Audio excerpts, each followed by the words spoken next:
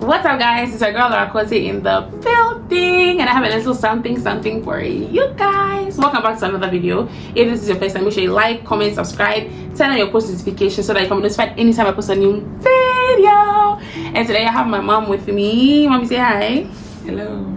So today I don't want to say it's a sad video, but like we just want to talk about how we've been feeling. I think, well, a year has passed since we lost my sister, and so I want to ask my mom a few questions. I might also answer some of these questions, and then just get our perspective on things, how we've been doing, how we've been handling it, and all of that. So let's get right into the video.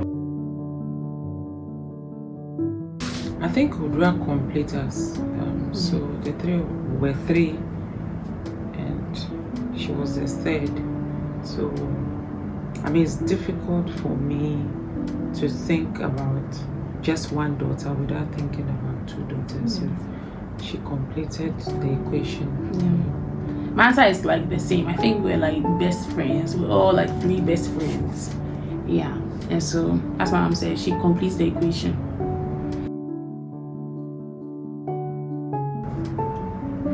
Alright, so I got a call like in the morning, and for some weird reason I assumed that she was hurt.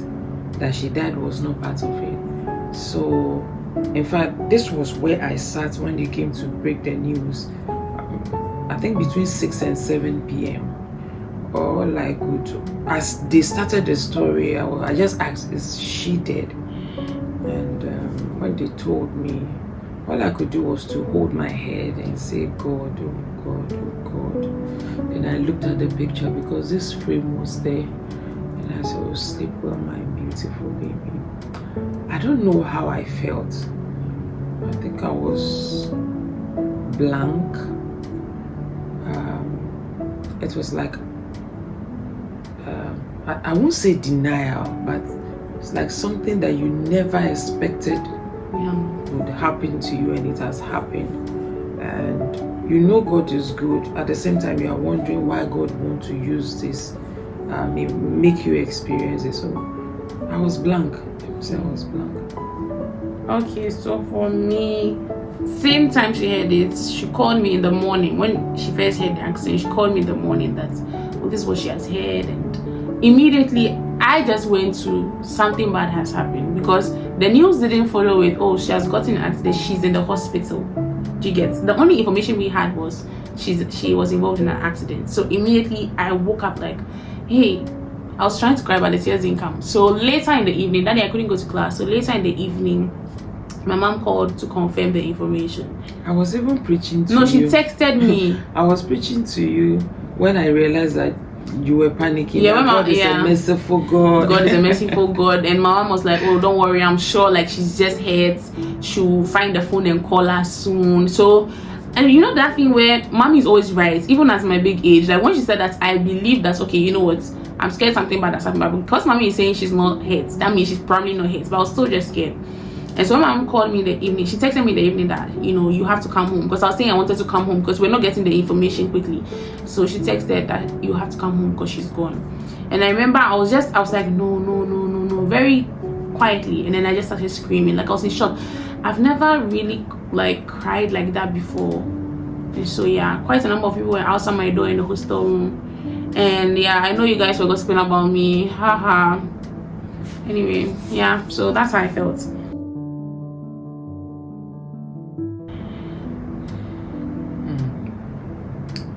Sleeping was difficult. Yes, I sleep and I wake up panicking. Like, is it true? And every time I'm saying Udu, I wished I could talk to her. I wish I was there. I think one of my frustrations was the fact that I was not there. So as at the time they broke the news, she was already in the morgue. So like as if the story is about someone else, not me, and I was constantly hoping to hear it was a mistake. Oh, she's alive, she's at the hospital or something like that. So denial, pain, my heart actually broke into pieces. I felt pain in my heart. I cried. you know.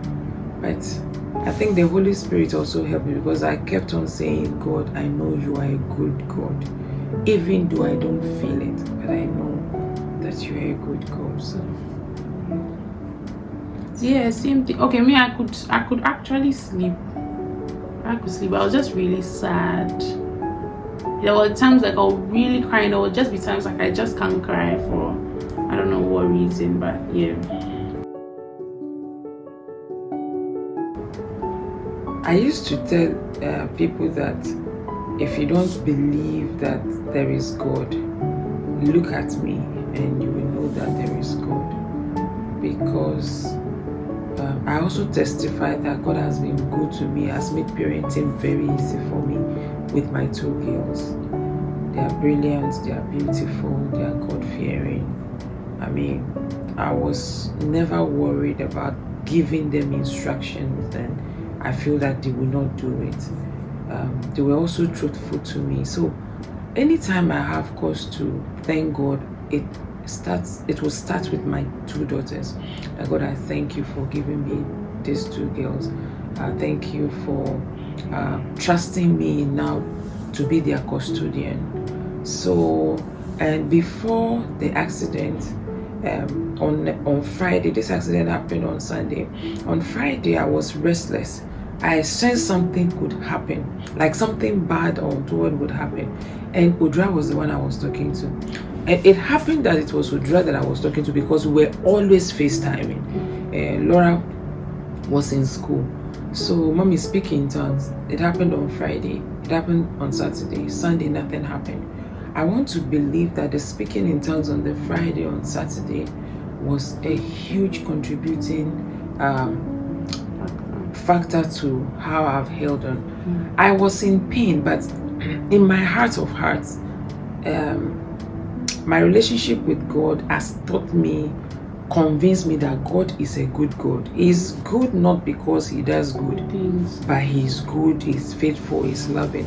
And as painful as it was, I felt that since he's my father, that was the best for me at that time. As human, I wanted her around, but as God, he knew why that happened. So those were some of the thoughts. And Laura also helped, because I remember, I think 2 or 3 days after she passed, I was seated in this chair, you were here, and I was like, how could she die like that? Look at me, I was praying for long life for her. I said, oh mommy, sometimes this thing do happen.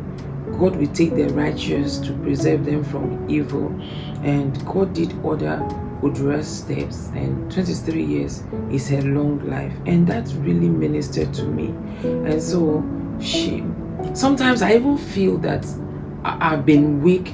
I have not allowed you to mourn. No, you've not been weak. You know, so you have also been a good source of strength and comfort constantly. Most times I try to hide to cry because I don't want to mess up with your mood.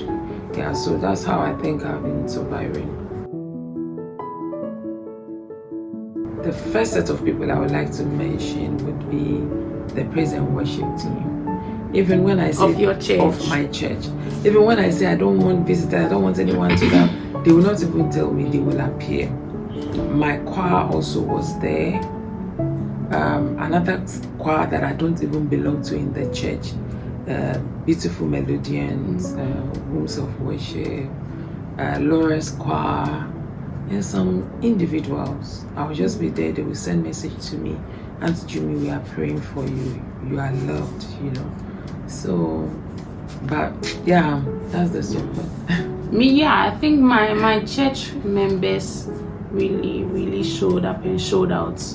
The choirs, as my mom said, they really came through for us, and so we're grateful to them. We really had a lot of comfort from them, the choir members, and as well as my age group, 45. Yeah, and a lot of the church members just came around. Like, they were really supportive. They showed a lot of love, and they came. They prayed with us, sang with us, sang for us, sang to us. All of that. It was just amazing, and so we are grateful for them. I think I miss seeing that the two of you are ganging up against me.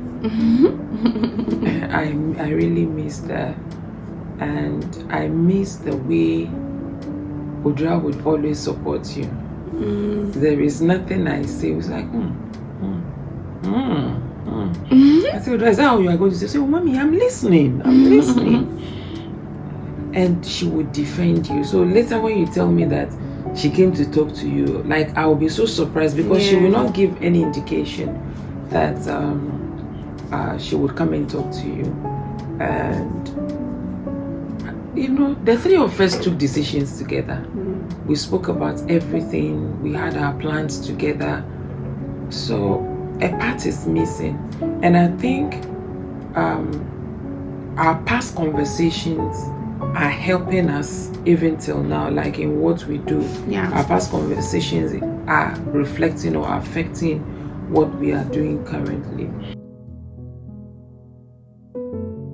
Was it 2 days ago you came? You were like, Mommy, are you okay? Were you crying? And I said, small. I don't even know what triggered it again. I started crying. The way you can just hug me, you know, and say nothing. You just hug, or you touch me, you hold my thigh or my arm. And sometimes I end up apologizing at times. I say, no, Mommy, it's okay, it's okay. Sometimes you'll be studying and I'll just come and just start talking about Udra, and you will look at me, you will like be patient to allow me to rant and what. Sometimes maybe I'm on social media and I come across a video. The moment you are so sensitive, you look at it and just scroll it. Mommy, it's okay, it's okay. So you are sensitive, you are thoughtful, and that was why I asked you the question I asked you the other time, that I hope you are not under any pressure to, do what she would do or change your plan for your life, because you had your plans, you had your goals.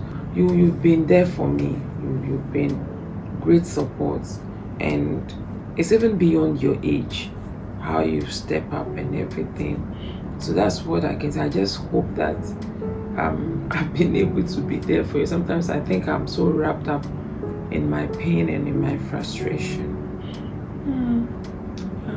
Oh yeah, definitely.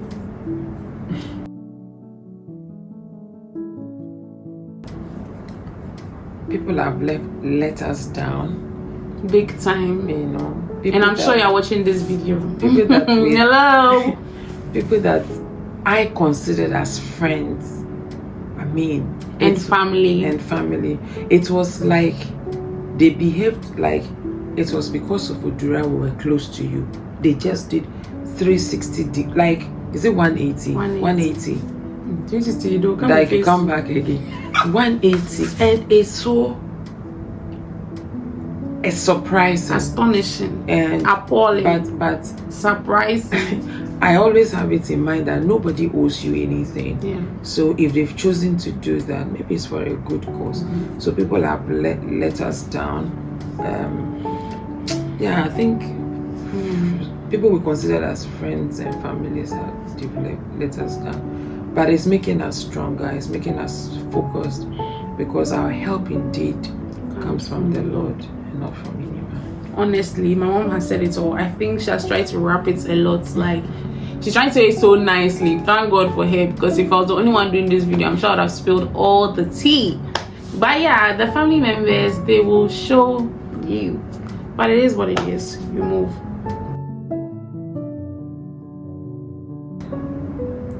How she calls me in the morning. Her 6 a.m. is 10 a.m. my time.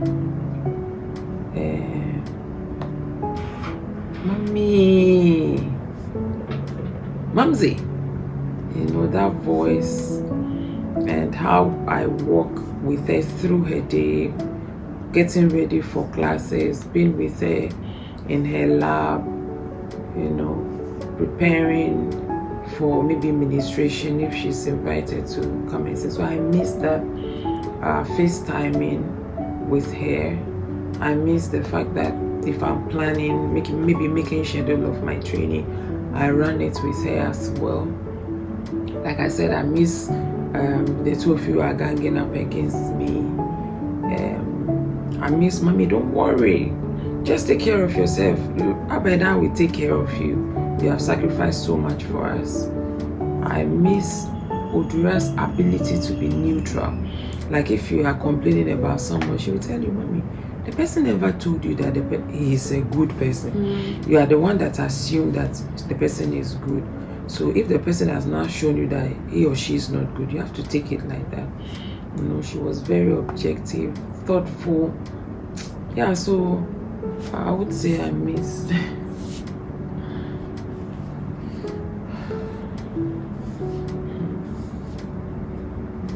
Should we pause on?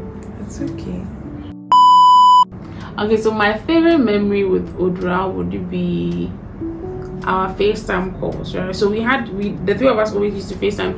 My mom FaceTime Odra more because I was in school and I was learning, and I didn't really have that time. Like you get to be FaceTime, but I went and data.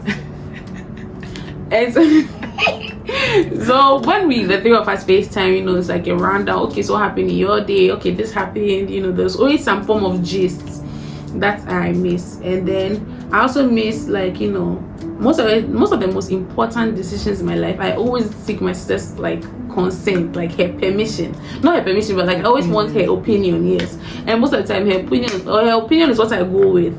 So like now when I'm doing things, I'm like, oh my gosh, she was here. Like, you know, she was literally like, she didn't like doing things for me. She didn't want to like spoon feed me, but she was spoon feeding me anyway. So now that she's not here, it's like I have to do those things myself.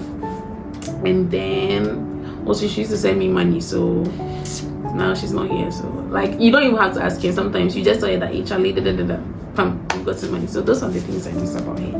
My favorite memories about her.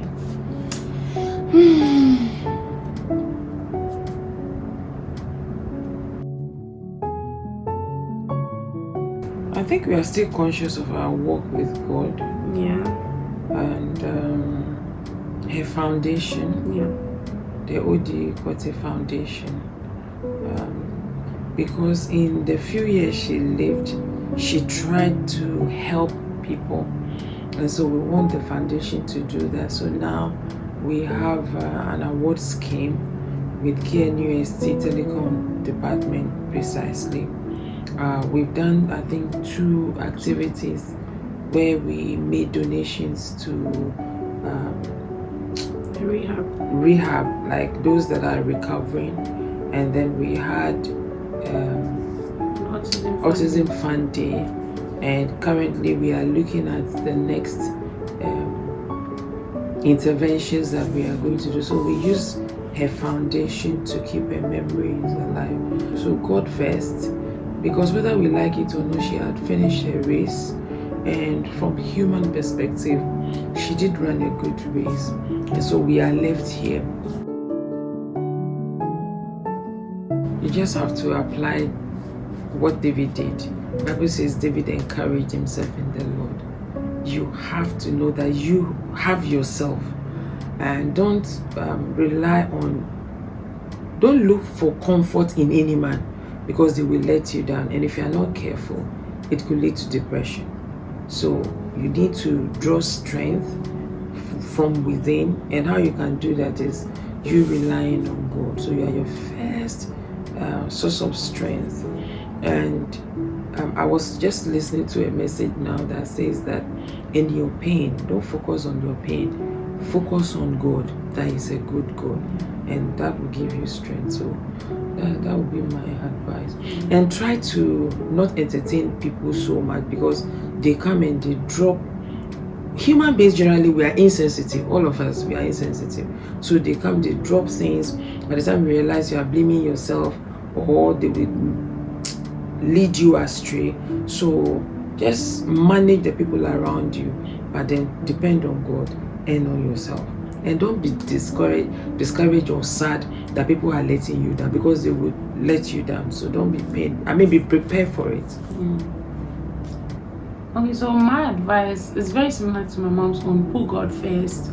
Remind yourself that God is good, right? And also remind yourself that the plans He has for you are better than the plans you have for yourself. That is one thing that keeps me going during my loss. it wasn't an easy thing to accept or tell myself, but that is reality. That is one. Number two, there are a lot of people that may let you down, but if you are blessed to have good people around you, there are some people that won't let you down. There are some people that will constantly check up on you. There are some people that will constantly be in your corner. I had people in my corner that were always checking up on me, that were always there for me. Emmanuel and Faustina, I will never forget the kind of support they gave me. Faustina would call me, how are you? You know, I would say I'm fine, obviously, but you know that I'm not fine. She would send audios praying for me, and like, she was just so good to me. So I mean, you would have people that will disappoint you, but also focus on the people that are there for you, and pray to God to give you good people that will be there for you in that kind of, like, in that time, right? Yes. So I think this is my advice to you. And you see, don't dwell so much in your pain. It's very hard, but don't sit in the sadness. Like, I mean, me, I'm the worst person to be giving this advice, but don't sit in the sadness. Don't dwell too much in the sadness. Like, sometimes you sit down and you like, okay, now I'm coming to cry. Let me be sad. Let me look through this person's pictures and look and cry. Like, you are preparing to cry. Like, get ready with me to cry. Get ready with me to be sad. Like, I mean, I'm not saying don't be sad. Like, be sad, cry when you have to, but try to distract yourself, or, you know, do something. Yeah, that is my advice.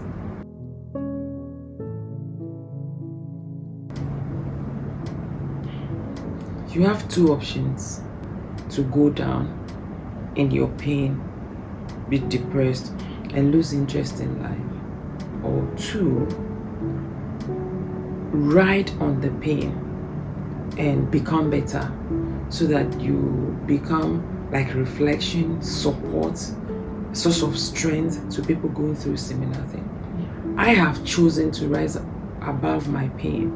It doesn't mean the pain is not there, but I've chosen to rise above that, because I know that's what Udra will want for me, and that's what she will want for her. So I have chosen to go with the second option. So that's the advice I'm giving. Same thing. My advice is the same as his. You know, don't let the pain overtake you or overcome you, like your whole being. You know, use that pain, use that energy to do something for yourself, and then dwell in the presence of God. That's the number one advice like anybody can give you. Maintain your relationship with God, because it is in that moment where the devil will come and put a lot of thoughts in your mind. God is not good. God, if He is real, why did He do this? Maintain your relationship with Him. Praise Him, worship Him, cry during your praise and worship, because there's no way you won't cry, because you have a lot of questions, but make sure you maintain a relationship with God. And so this is the end of the video. I really hope. Before the end, I just remembered that I didn't mention someone's name. Sophia. That's Sophia. Oh, Sophia Derry. Amazing woman of God. She was a sister. She even came to the house today with a gift. Very thoughtful gift. She's been there from day one, even till now. Yeah. She's so sensitive, absolutely, to what we are going through. This is not a blood sister, but she's behaved more than a blood sister would do. She has behaved better than some family members. Blood is that saying I'll put on the screen. Blood is thicker than water, so your family fed. This woman versus the family. 100%. She's been there. And another person too is Letitia Asari. She's a church member, and she's a sister too. She's been there. So I didn't mention their names. Remember all, so that you mention all. No, when I said praise and worship team, I meant Sly, Joel, Jails Kwame, and all them. They've been there. So who else? My brother. An amazing man. He has been there for us. Like, God richly bless you, uncle. An amazing man. In fact, my brother, he's been there. He's been there emotionally, financially, every surely. Every surely. So if I did not remember your name, we cannot mention everybody's name, but we are very grateful. You see, the thing we should have mentioned names.